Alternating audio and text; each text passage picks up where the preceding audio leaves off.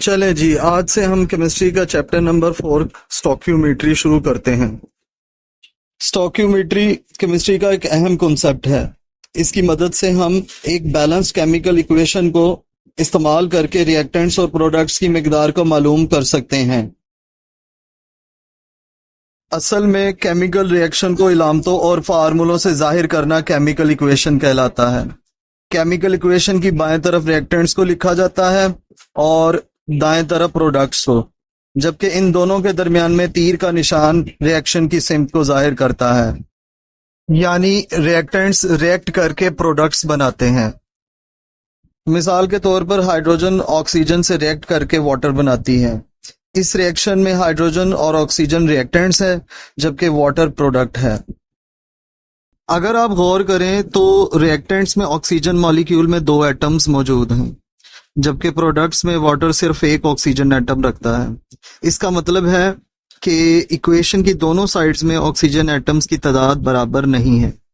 ये बात law of conservation of mass के खिलाफ है, जिसके मुताबिक किसी भी केमिकल रिएक्शन में टोटल मैस कंजर्व रहता है, यानी रिएक्टेंट्स का टोटल मैस प्रोडक्ट्स के टोटल मैस के बराबर होता है।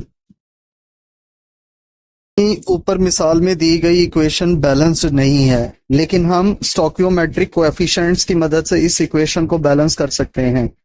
देखें,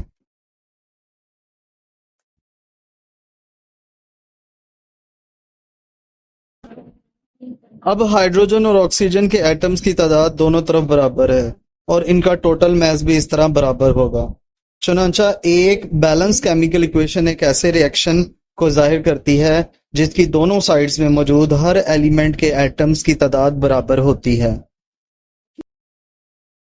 स्टोकियोमेट्रिक कोएफिशिएंट्स नंबर ऑफ मोल्स को जाहिर करते हैं और इससे हमें मोल रेशो के बारे में पता चलता है। जैसे ऊपर वाले रिएक्शन में हमें 3 तरह की मोल रेशो मिलती हैं। हाइड्रोजन और ऑक्सीजन के दरमियान में 2:1 की रेशो है। हाइड्रोजन और वाटर के दरमियान में 2:2 की, जबकि ऑक्सीजन और वाटर के दरमियान में 1:2 की रेशो मिलती है।